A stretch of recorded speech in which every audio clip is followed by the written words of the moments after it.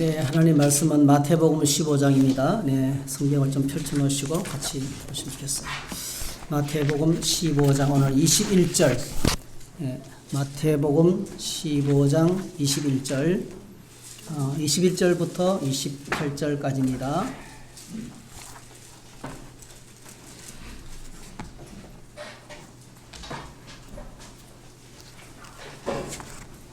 네, 마태복음 15장 21절에서 28절까지입니다. 네. 같이 읽겠습니다. 예수께서 거기서 나가사 두로와 시돈 지방으로 들어가시니 가나안 여자 하나가 그 지경에서 남아서 소리 질러 이르되 주 다윗의 자손이여 나를 불쌍히 여기소서 내 딸이 흉악하게 귀신 들렸나이다 하되 예수는 한 말씀도 대답하지 아니하시니 제자들이 와서 청하여 말하되 그 여자가 우리 뒤에서 소리를 지르오니 그를 보내소서. 예수께서 대답하여 이르시되 나는 이스라엘 집에 잃어버린 양 외에는 다른 데로 보내심을 받지 아니하였노라 하시니 여자가 와서 예수께 절하며 이르되 주여 저를 도우소서. 대답하여 이르시되 자녀의 떡을 취하여 개들에게 던짐이 마땅하지 아니하니라. 여자가 이르되 주여 올소이다마는 개들도 제 주인의 상에서 떨어지는 부스러기를 먹나이다 하니 이에 예수께서 대답하여 이르시되 여자여 내 믿음이 크도다 내 소원대로 되리라 하시니 그때로부터 그의 딸이 나으니라. 아멘.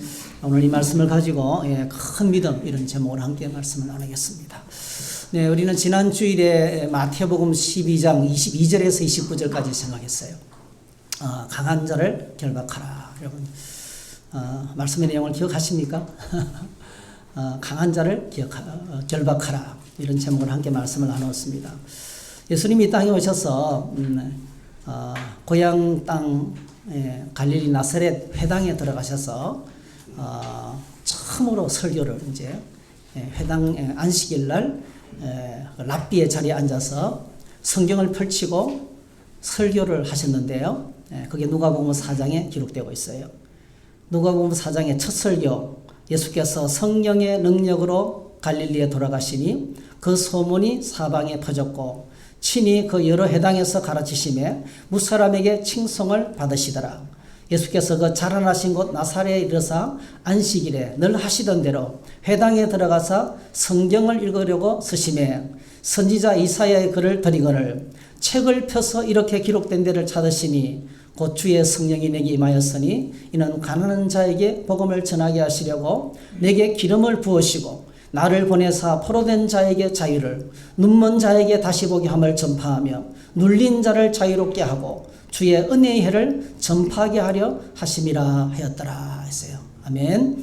예수님이 첫 설교에서 자신이 온 목적을 말씀하셨어요. 예수님이 이 땅에 오신 목적, 메시아로 오신 거죠. 구원자로 오신 거죠. 메시아가 오면 어떤 일을 합니까? 가난한 자, 여러분 가난한 자, 이 땅의 가난은요 모든 고통의 밑바닥이에요. 가난한 자를 위해서 내가 왔다. 가난한 자에게 기쁜 소식을 들려주기 위해서 내가 왔다. 그 다음에 뭐죠? 눌린 자, 갇힌 자를 자유하게 위해서 왔다. 보지 못하는 자를 보게 하기 위해서 왔다. 이렇게 말씀을 하셨어요. 주님이 이 땅에 오신 목적이 어둠의 건세에 묶여있고 죄와 사망의 건세에 묶여있던 자들을 자유케 하기 위해서 오셨어요. 해방시키기 위해서 오셨어요. 그래서 예수님께서 여러분 우리가 지난주에 말씀 보면은 안식일날 회당에서 수많은 병자를 치료하셨죠. 그리고 예루살렘에서 오늘 이 예루살렘에서 그 말 못하고 보지 못하는 거죠. 보지 못하고 말 못하게 하는 귀신 들린 자를 자유케 하셨어요. 그런데 예루살렘에서 내려온 종교 지도자들이 이런 예수님을 향해서 귀신 들렸다. 귀신의 왕 바알세불의 힘으로 이런 일을 한다는 거예요. 얼마나 영적인 잘못 진단을 내렸는지 몰라요. 그런데 예수님께서 그 어리석고 영적인 맹인인 예루살렘에서 내려온 종교 지도자를 반박할 생각을 하지 않고요. 우리 같으면 막 심장이 터지고 뭐 이런 사람이 다 있나? 대판 싸울 건데요. 그렇지 않으시고 그걸 통해서 이 어두운 세력에서 귀신이 떠나가는 주님이 오셔서 묶인 자, 갇힌 자, 눈먼 자가 보게 하시고 그리고 눌린 자들이 자유케 되는 이 원리를, 영적인 원리를 제자들에게 가르쳤었어요. 그게 바로 뭡니까? 예수님이 이 땅에 오셔서 치료하는 모든 행위는 바로 이 땅에 하나님 나라의 임재라는 거예요. 하나님 나라의 임재 사건이라는 거예요. 내가 하나님의 성령을 힘입어 귀신을 쫓아내는 것이면 하나님 나라가 이미 너에게 임하였느니라. 네. 하나님 나라의 통치가, 하나님 나라의 통치권이 왕이신 예수님을 통해서 지금 진행되고 있다는 거예요. 그래서 질병이 떠나가는 거예요. 다시 말씀드리면 수많은 질병이 떠나가고 귀신 들린 자가 회복되고 질병이 치료되는 것은 그렇게 행하는 사람이 바로 메시아라는 사실을 증거하는 표적이라는 거예요.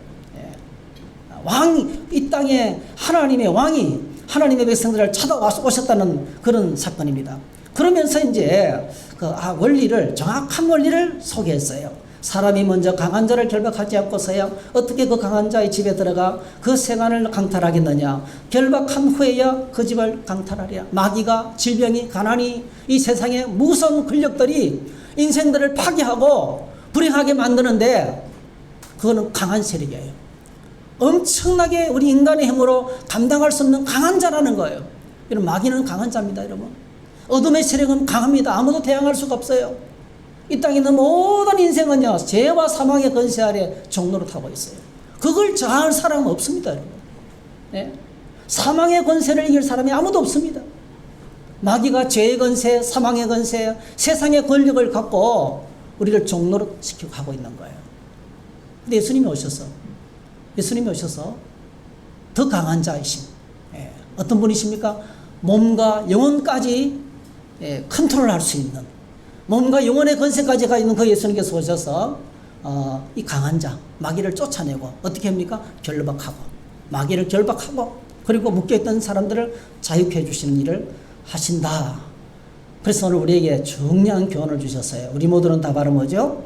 마태복음 10장 1절처럼 우리 모두는 예수님의 이런 권세를 받았어요. 할렐루야. 그 제자들에게 예수님께서 귀신을 쫓아내는 권능을 주셨어요. 여러분, 이게 하나님께서 교회에 주신 권능이에요. 신앙 고백을 했을 때 예수님께서 주는 그리스도시여 살아계신 하나님의 아들입니다. 신앙 고백하는 베드로에게 주님께서 교회를 세울 것을 말씀하시고, 교회가 음부의 권세를 이길 것이라, 음부의 권세를 다스릴 것이라 말씀하시고요. 그리고 그 다스리는 권세를 주셨어요. 그게 바로 뭐죠? 천국 열쇠예요. 여러분, 연세 드신 어머니가 아들하고 며느리를 맞아들였어요. 1년 좀 같이 살림을 하고 난 다음에 어느 날 갑자기 이따만한 열쇠 꾸러미를 갖고 와가지고 툭 던지면서 앞으로 네가 해라. 그 뭐예요? 이제부터 집안을 그 며느리가 창고 열쇠, 또 이 중년품이 들어있는 열쇠 다 관리하는 청지기로서 일을 감당해라는 거예요. 예수님이 땅에 오셔서 오늘 저와 여러분들에게 하늘과 땅을 움직이는 놀라운 열쇠를 주셨어요. 우리가 묶으면 하나님께서 묶으실 거예요. 우리가 풀면 하나님께서 풀리실 거예요. 우리가 예수님의 이런 권세로 마귀를 묶으면 마귀 권세가 묶일 겁니다. 우리가 예수님의 이름으로 어둠의 권세에 묶여있는 사람들을 풀어주면 자유케 될지어다 이렇게 선포하면 하나님께서 회복해 주시겠다는 열쇠를 주셨다는 거예요. 따라합시다. 교회는 천국 열쇠를 받았다. 기억하시기를 바랍니다. 그래서 여러분, 이 놀라운 묶고 푸는 이 놀라운 일들 어떻게 이루어집니까? 합심해서 기도할 때 하나님이 일을 행하신다. 그래서 여러분, 셀이 모여서 여러분 합심해서 묶여있는 사람들을 마귀와 죄와 사망의 권세와 또 여러 가지 질병의 권세에 묶여있는, 고통의 권력에 묶여있는 사람들을 그 묶는 근본적인 권세를 예수님의 이런 권세로 묶으시기 바랍니다. 그리고 합심해서 여러분 자유를 선포하세요. 이제부터 사랑하는 영혼은 주님 안에서 해방될지어다. 이렇게 선포하세요. 그러면 놀라운 이 묶고 푸는 역사가 우리 셀 가족 모임 가운데서 일어나게 될 줄 믿습니다. 지금도 이런 일들이 계속 일어나고 있어요. 최근에 저희 교회 안에 이렇게 어둠의 근세, 너무 심한 고통에 눌려있던 분들이 해방됐어요. 자유케 되는 은혜가 있었어요. 그래서 우리 그분들 이야기를 잠깐, 올해는 못 듣고 잠깐 고백을 한번 들어보겠습니다. 홍성목 집사님 오셔서 말씀.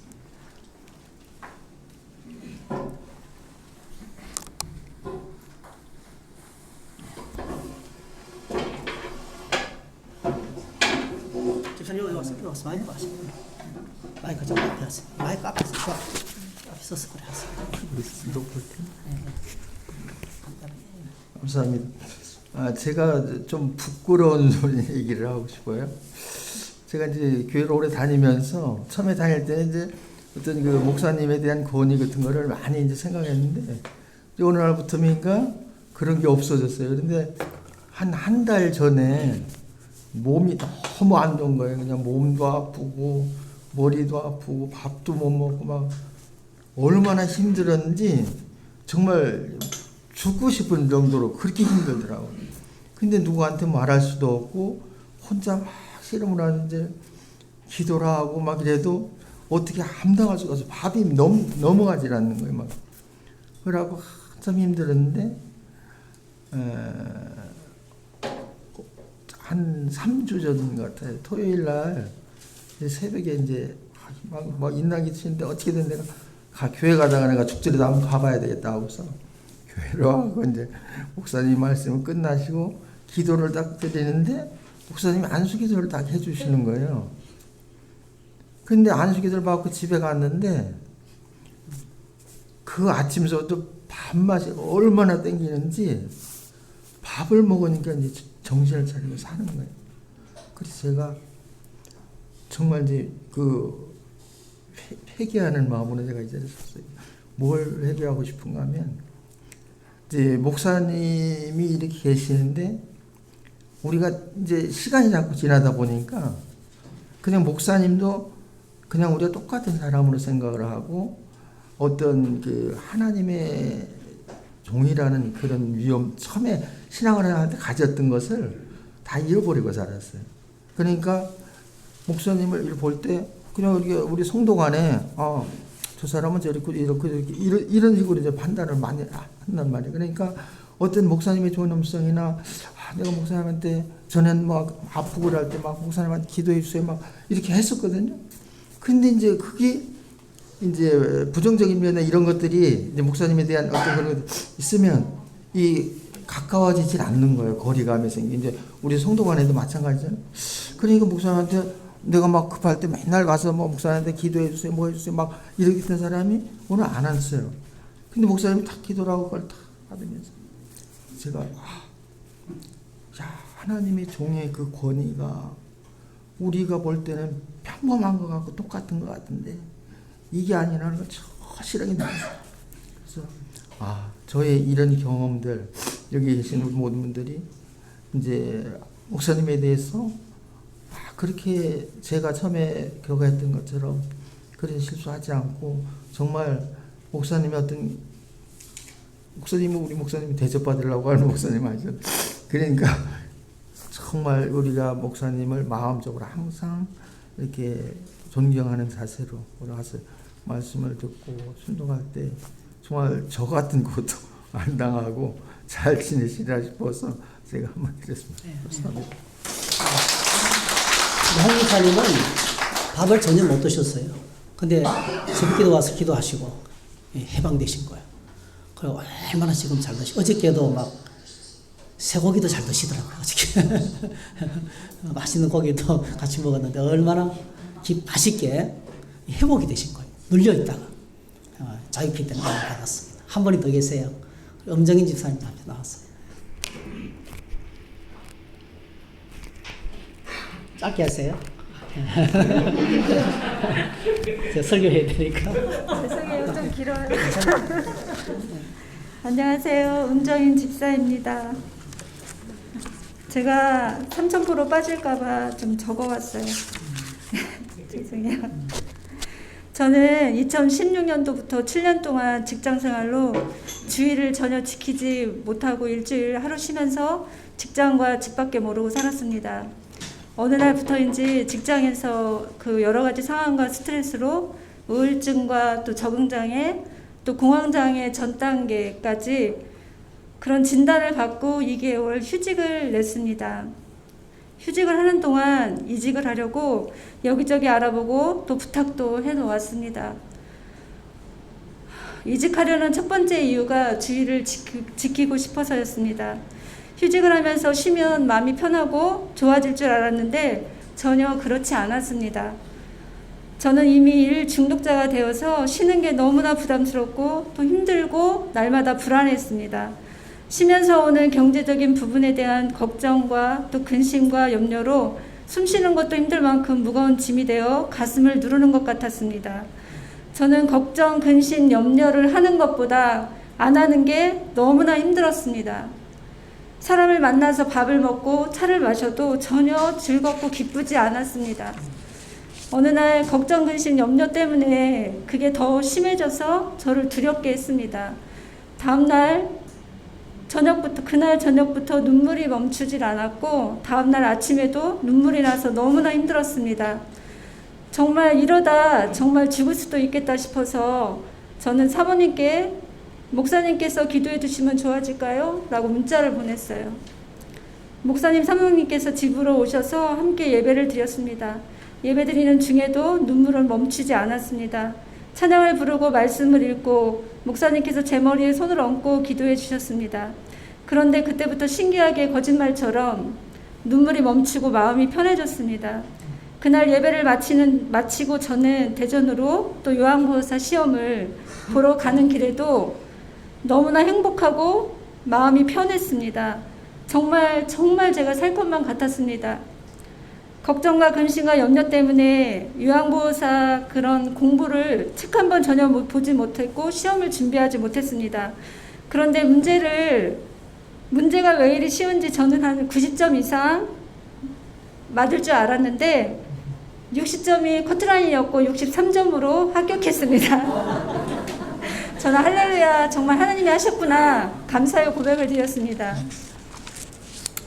그리고 걱정과 근심, 염려로 눈물만 나고 아무것도 할 수 없었는데 함께 예배드리며 목사님 기도가 이렇게 강력할 수 있나? 저는 정말 깜짝 놀랐습니다.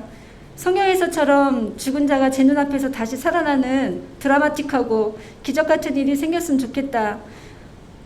아니면 꿈속에서라도 제 이름 부르며 나타나 주시면 제가 정말 더 잘 믿을 텐데 저는 늘 이런 기대를 하며 살았습니다. 제가 상상했던 기대만큼은 아니지만 하나님께서 저에게 기적을 베푸신 게 분명했습니다. 요즘 매일 성경 마태복음 말씀은 저에게 주시는 말씀이었습니다. 무엇을 먹을까, 무엇을 마실까, 무엇을 입을까 걱정하지 말라. 수고하고 무거운 짐진 자들아 다 내게로 오라. 내가 너희를 쉬게 하리라. 아멘. 나를 지으신 하나님을 아버지라 부르면서 걱정과 근심과 염려 속에 산다면 아버지라 부를 자격이 없다는 걸 깨달았습니다. 저는 이번 일로 하나님이 주시는 것과 또 사단이 주는 것은 분명하게 다르다는 걸 깨달았습니다. 부정적인 말이나 작은 염려로 아주 작은 빈틈이라도 보이면 사단은 그 틈을 비집고 들어와 집을 짓기 시작해 또 저의 영혼을 병들게 한다는 걸 깨달았습니다. 걱정과 근심과 불안과 두려움, 부정적인 말, 믿음 없는 고백들, 염려는 사단이 주는 마음이고 하나님께서 주시는 마음은 사랑과 기쁨과 평안과 위로, 감사와 행복한 마음이란 걸 깨달았습니다. 저는 아침마다 이렇게 기도합니다. 하나님, 저는 연약합니다. 하나님, 저는 실수합니다. 하나님의 도우심 없이는 살 수 없으니 나의 죄를 대신해 죽으시고 다시 살아나신 주님을 믿습니다. 나의 구세주, 나의 구원자 되신 주님, 제 마음속에 모셔드립니다. 오셔서 저와 동행하시고 저를 다스려 주시옵소서. 힘든 시간 저를 위해 함께 울고 기도해 주신 집사님과 또 권사님, 또 사모님, 목사님께 너무나 또 하나님께 감사드립니다. 감사합니다. 맞습니다. 우리 저 집사님도 숨을 쉴 수 없을 만큼 힘들었어요. 이게 너무 꽉 눌렸어. 근데 같이 합심해서 기도하고 그 기도하는 순간에 저는 몰랐죠. 해방된 거예요. 그리고 막 이제는 은혜를 나누고 주변 분들에게 나도 신기하다고, 내가 이렇게 해방된 게 너무 신기하다고 이런 고백을 막 하면서 이렇게 이제 주님을 증언하는 증인이 되었습니다. 할렐루야. 여러분, 이런 하나님의 놀라운 역사가 계속되기를 축복합니다. 예배할 때마다 묶인 것이 떠나가고 어둠이 떠나가고 기쁨이 넘치고 회복되는, 정말 이 3월이 찾아왔는데 우리 교회 안에 이런 봄의 생명의 역사가 계속되기를 여러분 기도해 주시기를 바랍니다. 네, 오늘 우리가 함께 읽은 이 말씀은 여러분 잘 아시는 내용이죠. 그렇죠? 굉장히 잘 알고 있는 가나안 여자, 한 가나안 여자의 이야기를 다루고 있습니다. 자, 우리가 말씀 읽을 때, 성경을 읽을 때 항상 우리가 정신을 차리고 잊지 말아야 될 그 생각이 있어요. 한번 읽어볼까요? 시작. 상황에 빠지지 말고 진리의 말씀에 집중하라. 상황을 영어로는 컨텍스트라고 그래요. 컨텍스트. 컨텍스트에 빠지면 안 돼요. 그런데 대신에 뭐에 주목해야 됩니까? 텍스트. 하나님의 말씀에 주목해야 돼요. 우리는 자꾸 상황에 빠져서요. 그 상황에 빠져서 노예가 돼요. 그래서 우리가 상황을 뛰어넘어서 상황을 바라보되 말씀을 통해서 바라보는 눈이 필요해요. 하나님의 말씀을 통해서 말씀부터 먼저 집중하면 놀랍게도 내가 처한 모든 상황 속에 하나님의 뜻이 있어요. 할렐루야. 내 상황에 재해석된단 말이에요. 그래서 우리는 항상 성경 말씀에 집중해야 되겠습니다. 그래서 건강한 신앙은요, 성경 말씀을 통해서 사는 것이 우리에게 주어지는 선물이라는 것을 기억하시면 좋겠어요. 자, 15장 21절. 그래서 우리가 말씀을 한번 들어가 보십시다. 15장 21절. 오늘 이야기는 이렇게 시작이 됩니다. 같이 읽어요. 시작. 예수께서 거기서 나가사 두로와 시돈 지방으로 들어가시니. 오늘 우리가 주목해야 될 것이 거기서 나가셔서 어디로 가신 거예요. 예수님께서 거기서 나와서 거기서 못 계신 거예요. 너무 불편해서. 거기는 계시기가 너무 힘든 거예요. 여러분, 여러분의 마음과 여러분의 삶의 자리는 예수님이 계시기에 편안합니까? 아니면 예수님이 계시기가 불편한 것일까요? 예수님이 지금 계셨던 것은요, 1절부터 20절까지 그 내용은요, 예루살렘이에요. 예루살렘 성전에 갔더니 서기관과 바리새인들이 예수님께 쫙 나와가지고 막 질문을 던졌습니다. 정결법 때문에요. 왜 당신의 제자들은 손 씻지 않고 밥을 먹냐는 거죠. 정결법 때문에. 왜 율법을 지키지 않냐는 거예요. 막 따지고 물었어요. 그때 예수님께서 내린 결론은 말합니까? 이 사람들이 율법을 찾고 하나님을 열심히 잘 섬기는 것처럼 보이지만은 주님의 진단은 이러겁니다. 이 백성이 입술로는 나를 공경하되 마음은 내게서 멀도다 그랬어요. 껍데기밖에 없다는 거예요. 신앙의 모양은 있는데 껍데기밖에 없다는 거예요. 여러분, 오늘 저와 여러분들의 믿음이 바로 됐는지 안 됐는지를 체크할 수 있는 중요한 게 있어요. 내 안에 하나님으로 인한 기쁨이 있느냐는 거예요. 내 안에 하나님으로 말미암는 기쁨이 있는가? 예수 그리스도의 십자가의 은혜로 말미암는 기쁨이 있는가? 그 기쁨이 있고 감격이 있으면요, 주님이 오셔서 말씀하시면 저분이 성경에서 말씀하고 계시는 그 메시아구나. 하나님 말씀을 성취해 주시고 말씀하신 대로 오셔서 그 백성을 구원하시는 메시아를 보내셨군요. 감사합니다. 찬양합니다. 영광 돌립니다. 이런 고백이 나올 거 아니에요. 근데 영적인 지도자들, 서기관과 바리새인들의 마음속에 기쁨 대신에 뭐죠? 분노가 가득했어요. 예수님을 향해서 분노가 가득했어요. 그래서 예수님께서 거기를 계실 수가 없었던 거예요. 거기서 나가서 어디로 가셨어요? 두로와 시돈. 두로와 시돈은요, 지중해가 있으면요, 지중해가 이렇게 있으면 이 이스라엘, 지중해가 쫙 있고 이쪽에 이스라엘이잖아요. 중동, 지중해 옆에 이스라엘이 있잖아요. 근데 이 두로와 시돈은 예루살렘으로부터 직선거리 50km, 길로 가면 80km, 길은 꼬부랑꼬부랑하니까. 직선거리 50km, 길로 가면 80km, 상당히 먼 거리입니다. 그리고 시돈은요, 고비 쪽이에요. 그러니까 예루살렘에서 서북쪽으로 올라가면 한참 올라가야 되는 거예요. 거기서부터 40km. 그래서 합치면 120km 되는. 두로와 시돈 지방은 그 지역 주변 전체가 예루살렘으로부터 120km가 되나 상당히 먼 곳입니다. 이 지역은 이스라엘 땅이 아니고 이방인의 지역이에요. 이방 땅입니다, 여러분.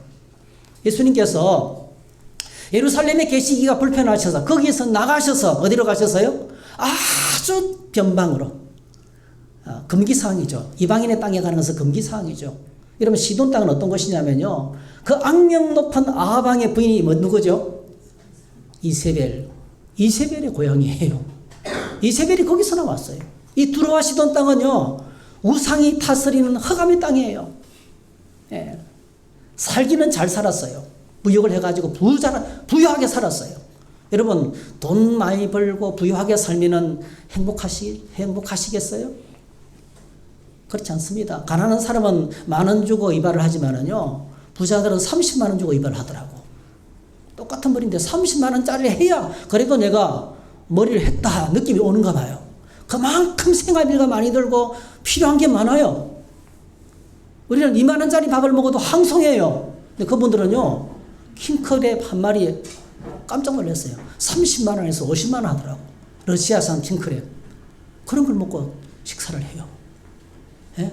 그러니까 부유해질수록 지출해야 될 항목이 커지고요. 넓기 때문에 그만큼 힘든 거예요. 오늘 현대인들이요. 오늘 저와 여러분들이 세종대왕보다 더 잘 먹어요. 예. 세종대왕보다 더 좋은 환경에서 살아요. 근데 여러분 더 행복합니까?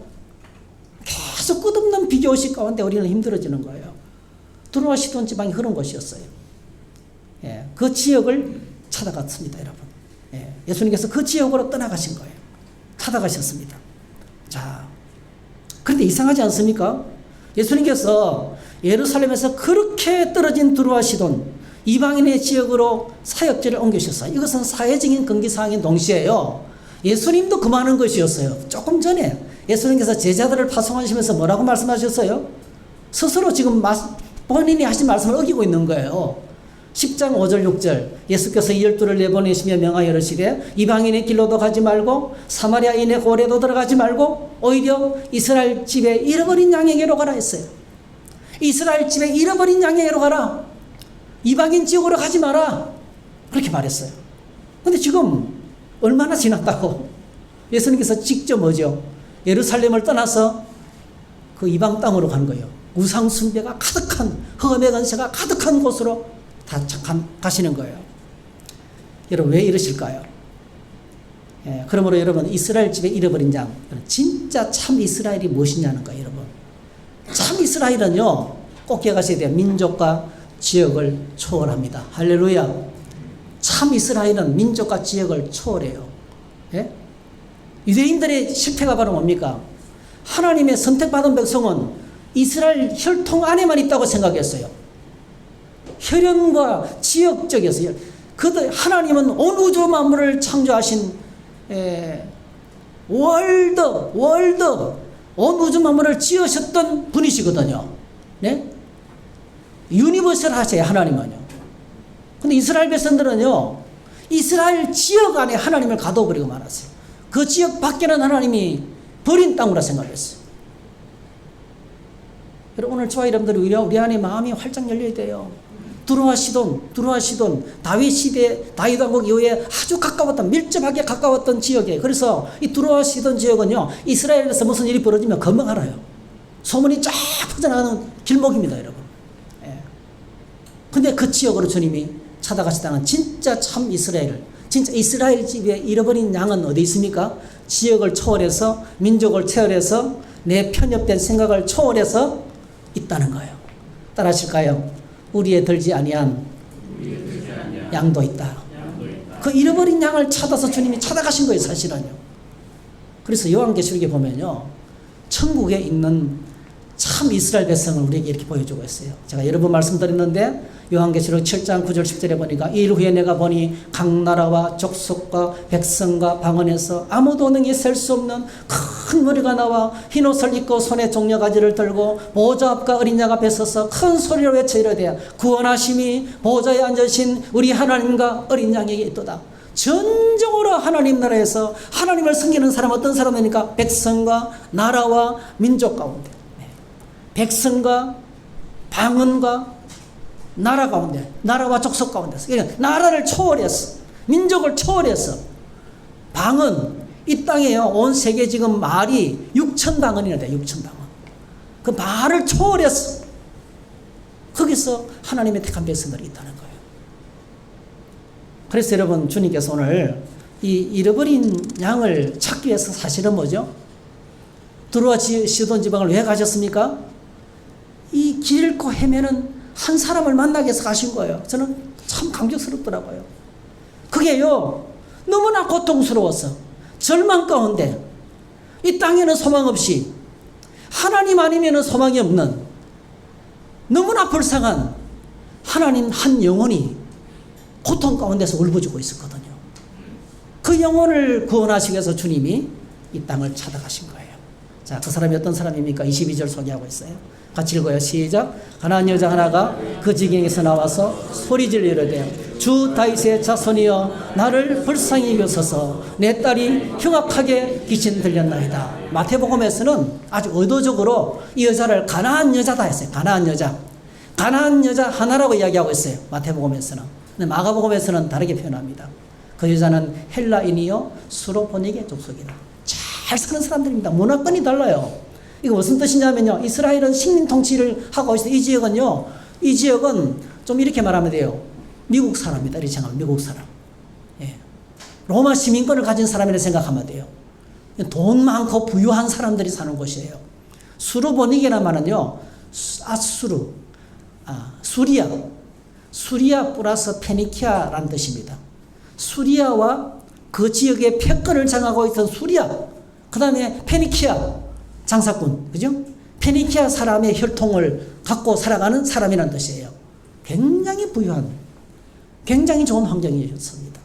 그런데 여러분, 마태는 이 사람을 어떻게 보고 있어요? 지가 아무리 부유하고 물질 문명이 발달한 곳에 살아도 실제로 어떻습니까? 어둠의 권세 속에 갇혀서 고통당하고 신음하는 백성이거든요. 그래서 이 가나안이라는 말은요, 하나님께서 이스라엘 백성에 약속하신 약속의 땅이에요. 그 약속의 땅에 누가 살고 있었습니까? 가나안 사람이 살고 있었어요. 가나안 사람의 운명은 뭡니까? 멸절 대상이에요. 하나님의 진노로 멸망할 수밖에 없는 사람이었어요.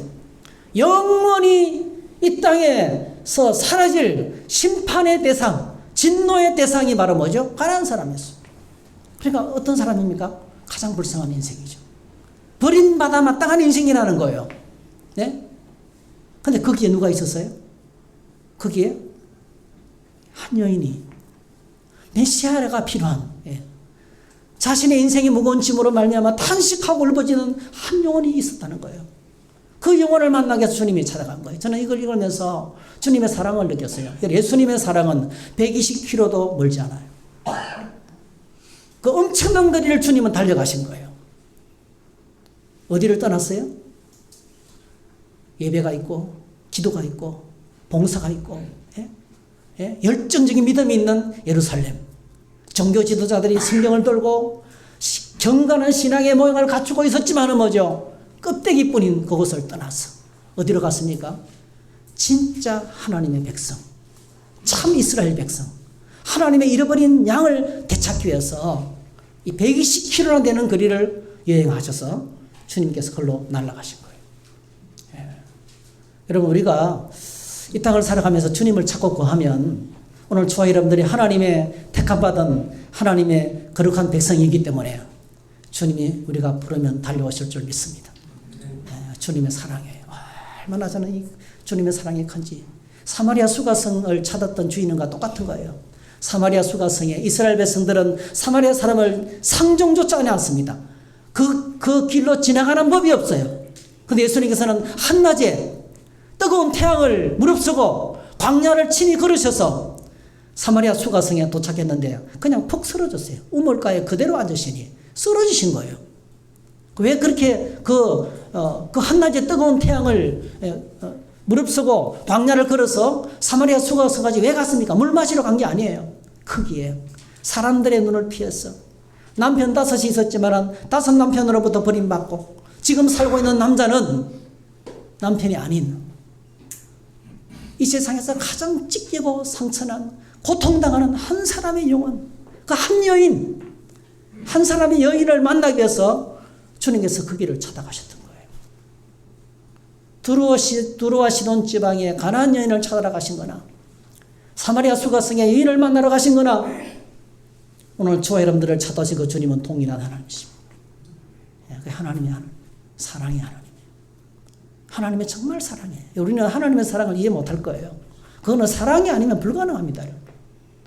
사랑이 아니면 그런 희생, 그런 수고가 불가능하다는 거예요.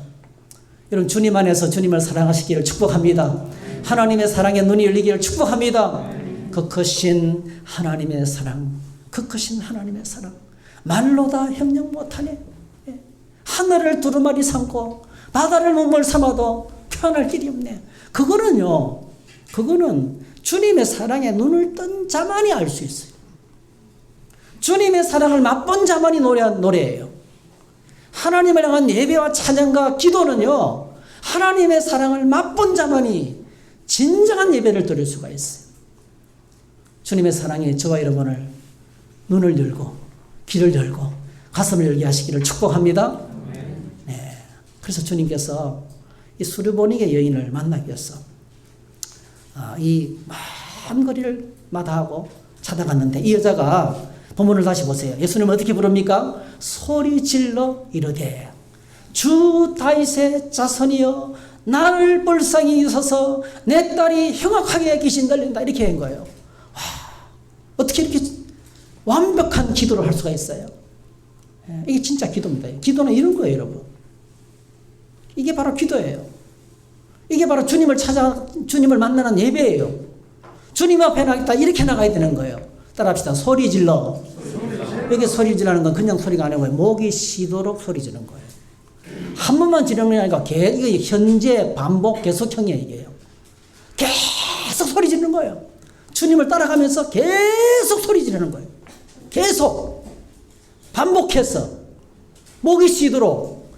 까마귀가 너무 많이 울어가지고 성대가 나서 나간 상태에서도 깨끗하죠. 여러분 매미가 여름에 막 울다가 자동차 소음에 있잖아요. 시끄러우면 더 많이 울죠. 근데 그때부터는 뭐죠? 목이 갈라지는 소리가 나잖아요. 새소리가 나잖아요. 그 소리입니다. 이게 소리 지르는 그 뜻입니다. 성대가 나간 거예요. 너무 계속 불러가지고 성대가 나갔어요. 어떻게 불렀습니까? 주 다윗의 자손이요. 주 다윗의 자손이요. 예수님이 하나님께서 다윗에게 약속하신 그 메시아라는 걸 알고 있었어요. 어떻게 해요? 소문 듣고. 이게 바로 뭐죠? 이 소문이 바로 뭐죠? 어디서부터 나온 거예요? 선지자들의 외친 하나님의 말씀을 통했어요. 주 다윗의 자손이에요. 여러분 누구든지 주의 이름을 부르는 자는 구원을 받게 될 줄 믿습니다. 그 주님의 이름이 어디서부터 나왔어요? 우리가 주님의 이름을 어떻게 부를 수가 있어요? 주는 그리스도시요 살아계신 하나님의 아들입니다. 어디서부터 이런 신앙 고백이 나와요? 그거는요 세뇌 교육도 아니고요 지식적인 정보도 아니에요. 그거는 하나님의 말씀을 통해서 옵니다. 믿음은 들으면서 나고 들으면 그리스도의 말씀을 통해서 온다는 거예요. 이 여자는요 말씀을 통해서 알게 된 그 당시의 말씀은 소문이죠. 소문을 통해서 알게 된 예수님에 관한 지식을 갖고 예수님을 불렀어요. 주 다윗의 자손이여. 메시아를 부르는 거예요. 메시아시여 이렇게 부르는 거예요. 그리고 따라합시다. 나를 불쌍히 여기소서. 참 이게 이 말이 저는 감격스러워요. 나를 불쌍히 여기소서. 여러분 우리가 하나님께 나가서 기도할 때 내가 진짜 불쌍한 존재인지 눈을 떠야 돼요. 나는 예수님이 십자가가 아니면 나의 죄로 말미암아 영원히 멸망할 수밖에 없는 하나님의 진노의 대상이라는 사실을 깨달아야 돼요. 오호라 나는 공고한 사람이로다. 이 사망의 몸에서 누가 나를 건져내랴. 우리 주 예수 그리스도로 말미암아 하나님께 감사하리로다. 할렐루야. 그러니까 나에게는 아무런 희망이 없을 때 그때 터져나오는 부르짖음이 뭡니까? 나를 제발 불쌍히 여겨달라는 거예요. 오늘 이 땅에 많은 사람들이 주님 앞에 나갈 때 자기가 안 불쌍해요. 하나님이 안 도와주도 내한테는 방법이 있고 지식이 있고 능력이 있고요. 괜찮아요. 근데 어쩌다가 도와주시면 고마운 거예요. 그런 사람에게 여러분 간절함이 있겠어요? 그런 사람들이 주여 나를 불쌍히 여기소서 말할 수가 있겠어요? 이 불쌍하다는 말은요 이제는 내려갈 때까지 내려간 거예요. 인생의 바닥에 내려간 거예요. 아무도 자기를 돌아보지 않아요. 자신의 문제를 해결해 줄 사람은 아무도 없는 거예요. 이 땅에는 소망이 없는 거예요. 예수님만 소망인 거예요. 그럴 때 비로소 어떻게 부릅니까? 주여 나를 불쌍히 여겨서 살 수 있는 거예요. 따라합시다. 주여, 나를 불쌍히 여기소서. 기도 간단해요. 이게 가난한 심령이에요. 이게 애통해하는 심령이에요. 이게 하나님을 구하는 사람의 마음이라는 거예요. 주여 나를 불쌍히 여기소서. 그러는 다음에 이야기합니다. 내 딸이 흉악하게 귀신 들려서 너무나 고통스러워하고 있습니다. 이게 기도입니다. 기도는 딴 게 아니고요. 내가 처해 있는 상황을 그대로 말씀드리는 겁니다. 할렐루야. 하나님 이런 상황에 있습니다. 여러분, 기도는 어려운 게 아니에요. 하나님 내가 지금 이런 상황에 있습니다. 힘들어서 미칠 것 같습니다. 저 사람을 막 죽이고 싶습니다. 저 사람 볼 때마다 내 마음에 상처가 떠올라서 내가 분노해서 어쩔 줄 모르겠습니다. 있는 대로 말씀드리는 거예요. 그게 진실된 기도예요. 하나님 나는 괜찮습니다. 사랑하게 해주세요. 인내하게 해주세요. 괜찮습니다. 나는 참을 수 있습니다. 가짜 기도입니다. 있는 그대로를, 내 속에 있는 모습 그대로를 주님께 말씀드리는 거예요. 내 딸이 흉악하게 귀신 들렸나이다. 내 딸이 너무나 불쌍합니다. 도와주세요. 이렇게 부르짖었어요. 자, 이렇게 이 여자가 가난한 여인이 목이 쉬도록 주님을 찾았는데요.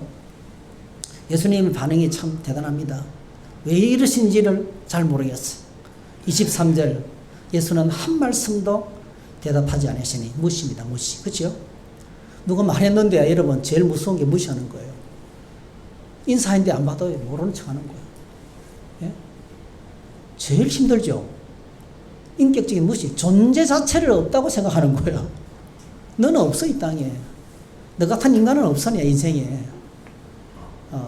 이게 무서운 거예요 여러분. 그렇게 소리 지르면서 따라오는데 예수님께 들은 척도 하지 않는 거예요. 예. 메시지 성경에는 들은 척도 하지 않았다. 무시하셨다 이렇게 했어요. 두 번째 반응. 나는 이스라엘 집에 어린 양에게로 왔다. 이스라엘 집에 잃어버린 양에게로 이런 양 외에는 다른 데로 보내심을 받지 않았다. 이게 무슨 뜻입니까? 난 널 위해서 여기 오지 않았다. 그런 거잖아요. 그죠? 나는 널 위해 오지 않았다. 나는 하나님의 택한 백성들을 위해서 일하는 것도 힘들다. 바쁘다. 근데 너 같은 사람은 돌볼 시간이 없다는 뜻이죠. 잘못 들으면. 근데 사실은 뭐예요? 주님께서 이 여인을 구하기 위해서 오신 거예요. 예? 잃어버린 양을 찾기 위해서 왔다는 거예요. 잘 들으셔야 돼요. 우리가 주님의 말씀을 잘 들으셔야 돼요. 잘못 들으면 상처받아요. 근데 잘 들으면 날 위해서 오셨구나. 예, 잃어버린 양을 찾기 위해서 나는 왔다 이 말이에요. 그죠? 근데 바로 들으면 어때요? 잘 생각 없이 들으면 거절이 거절. 그렇죠? 거절하는 것인데 믿음으로 들으면 날 위해서 왔구나. 할렐루야. 예, 하나님의 말씀을 믿음으로 들으시기를 축복합니다. 그 다음에 세 번째로 자녀의 떡을 취해서 개들에게는 안 준다. 나는 여기 나오는 개가요. 그냥 개가 아닙니다, 여러분. 작은 개. 개 XX를 뭐라 그래요? 예. 예. 고맙습니다. 예. 그 뜻입니다, 여러분. 이게 말이요. 개 XX라는 뜻이에요. 개 XX. 좀 미안합니다. 예. 모욕적인 언어, 모욕적인 언어. 자녀의 떡을 취해서 개 XX는 안 준다는 거예요. 그 당시 이스라엘 백성들은요, 밥을 먹기 전에 반드시 손을 닦았어요. 근데 밥 먹다가 손이 더러워지면 어떻게 하는지 아세요? 밥 먹다가 손이 더러우면 또다시 일어나 씻어야 되잖아요. 대신에 빵을 가지고 닦아냈어요. 그 닦아낸 빵을 뭐죠? 손을 닦았으니까 개한테 던져줬던 거예요. 이 여자가 지금 뭐죠? 이 여자한테 지금 이 말을 하는 거예요. 자녀의 떡을 취해서 너한테까지는 갈 게 없다는 거예요. 네. 너한테까지는 갈 게 없다는 거예요. 네. 정말 이 침묵과 거절과 모욕적인 언어. 어떤 분은 이제 개라는 단어를 어떤 목사님은 그렇게 해석하더라고요. 애완용 강아지. 작은 개니까. 애완용이 아니에요. 그냥 욕입니다. 욕. 그냥 모욕적인 언어라고요. 너무 좋게 해석하려고 하면 안 돼. 그냥 있는 그대로 받아들여야 되지. 예. 이 주님의 반응에 이 여자가 어떻게 반응합니까? 자, 유명한 구절이죠. 25절. 25절 계속해서 따라다니면서 주여 저를 도우소서. 그죠? 계속해서 절하면서 주여 주여 저를 도우소서. 예. 기도를 중단하지 않았어요. 기도를 포기하지 않았어요. 예수님을 따라가는 것을 멈추지 않았어요. 계속 따라가면서 주여 저를 도우소서. 절하면서.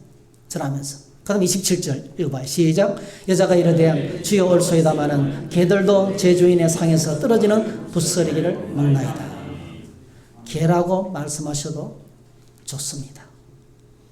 한번 따라하실까요? 주여 올소이다. 이게 참 멋있는 말이죠.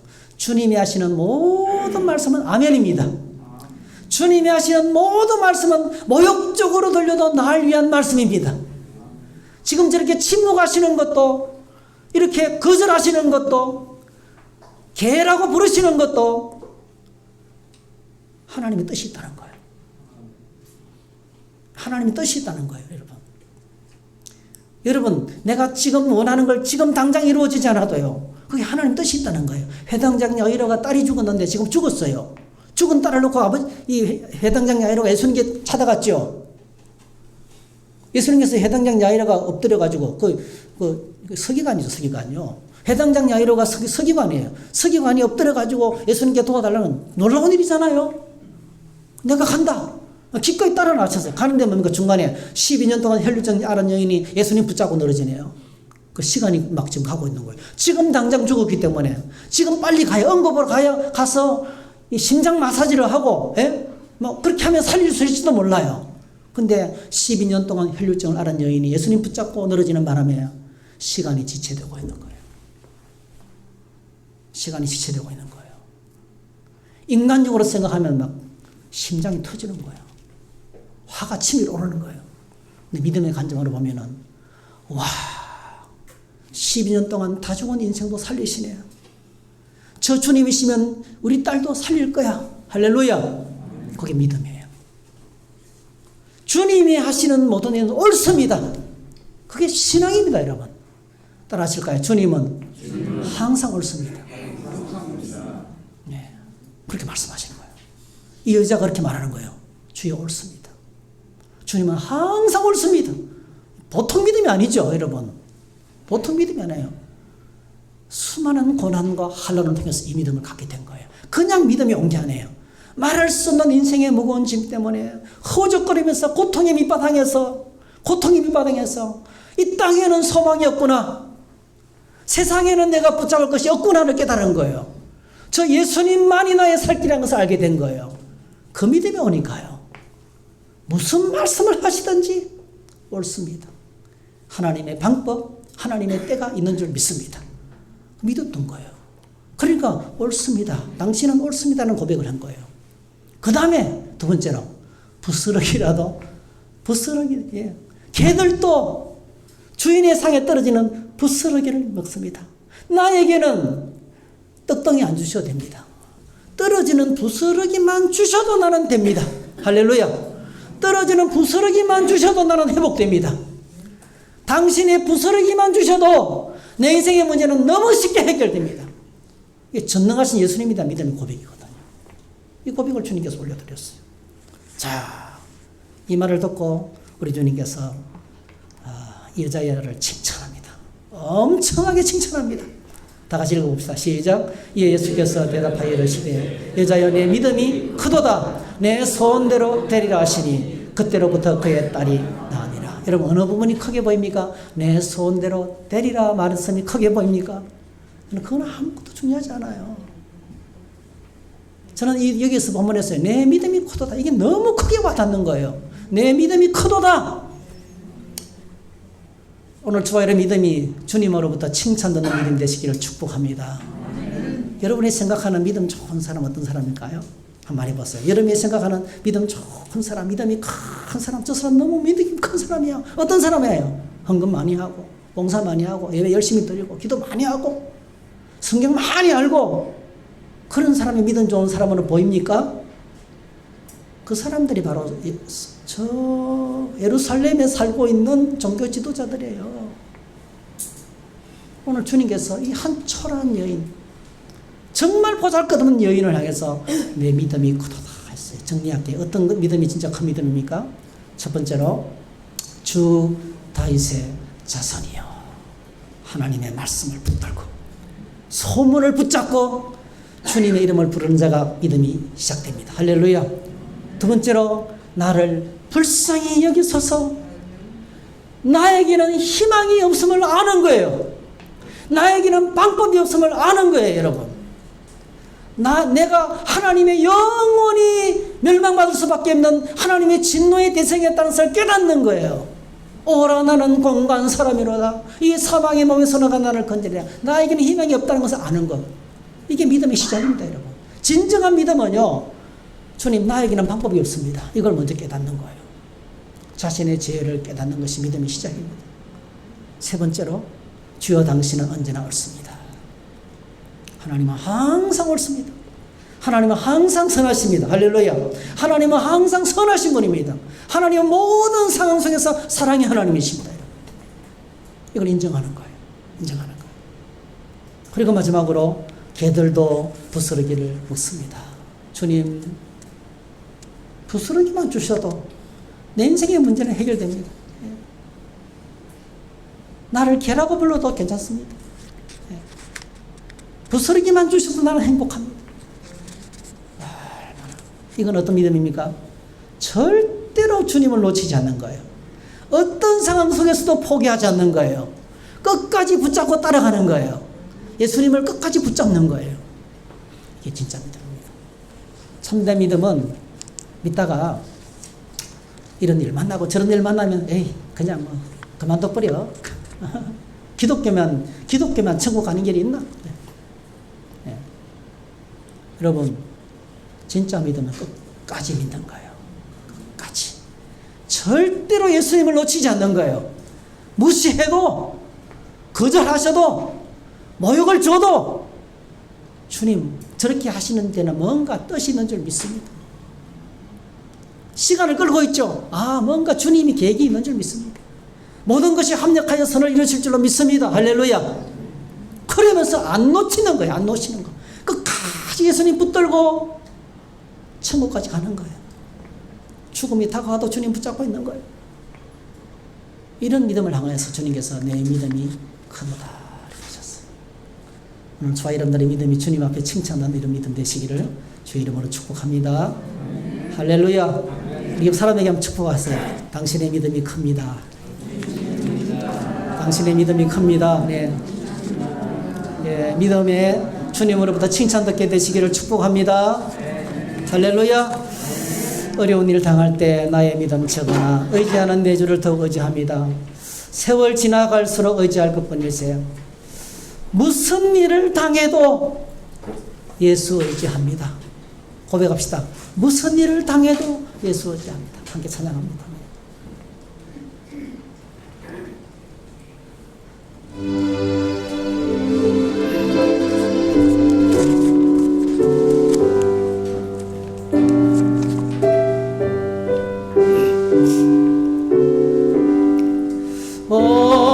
어려운 일 당할 때 나의 믿음 적으나 의지하는 내 주를 의지합니다. 세월 지나갈수록 의지할 것뿐일세. 무슨 일을 당해도 예수 의지합니다. 성령께서 내 마음 밝히 비춰주시니 인도하심 따라서 주만 의지합니다. 세월 지나갈수록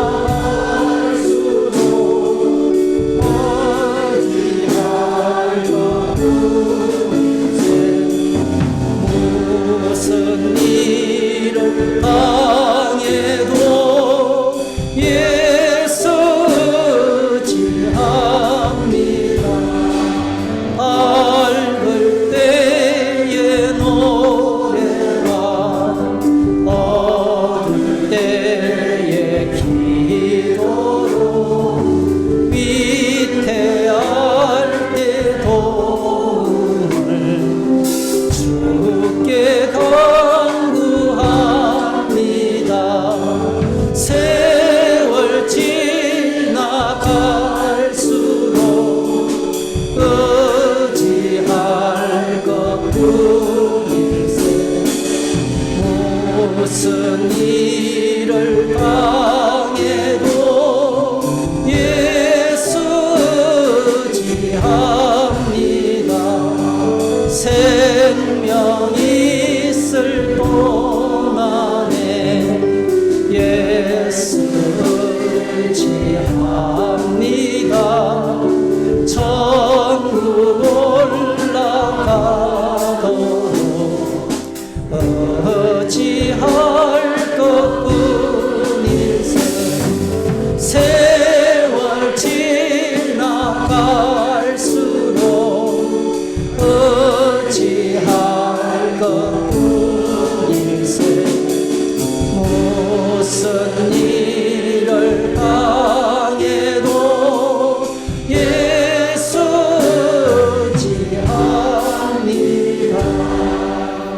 기도하시겠습니다. 기도하시겠습니다. 여러분, 우리는 화려하고 눈에 보이는 것만 보고 판단하지만은 주님은 이 초라한 여인, 정말 인생의 무거운 짐을 지고 부르짖고 세상에 소망 없이 살아가는 이 여인을 만나기 위해서 이 엄청난 거리를 달려가셔서 만나 주셨어요. 그리고 그 여인의 믿음을 보셨어요. 그 믿음을 칭찬하셨어요. 무시하시고 거절하시고 모욕하셨는데 알고 보니까 뭐죠? 믿음을 키우는 과정이었어요. 그래도 붙잡는 것. 그래도 붙잡는 믿음. 오늘 주님 우리의 믿음을 보시고 어떻게 생각하실까요? 여러분의 믿음, 주님 앞에 이렇게 서는 날까지 끝까지 예수님 붙들고 살아가게 해주십시오. 우리 가족이 이렇게 믿게 해달라고, 우리 교회가 이렇게 믿음으로 주님을 섬기는 교회가 되게 해달라고, 우리 다 같이 한번 통성으로 자신의 기도를 좀 올려드리는 시간을 가지도록 하겠습니다. 주여 한번 부르고 기도하십시다. 주여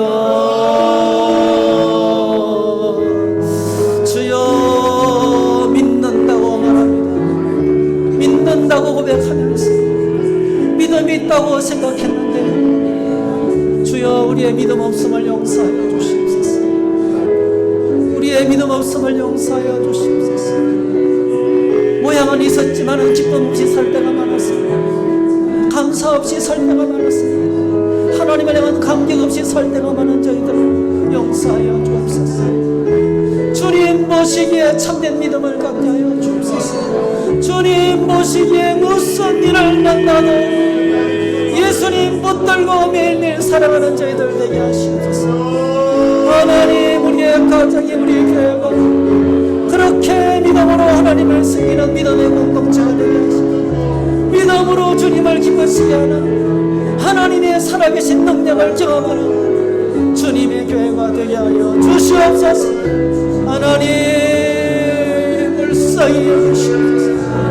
주여 우리 가정을 불쌍히 여기시옵소서. 가정한정을 불쌍히 여겨 주시옵소서. 주님 무슨 의기라도 줬소, 무슨 말씀을 하셔도 주님은 옳습니다. 주님께 상처받지 않게 하시고 하늘을 향해서 상처받지 않게 도와주시고 주님을 세상 끝날까지 따라가는 저희들 될 수 있도록 우리 가정이 될 수 있도록 은혜를 부어주시옵소서.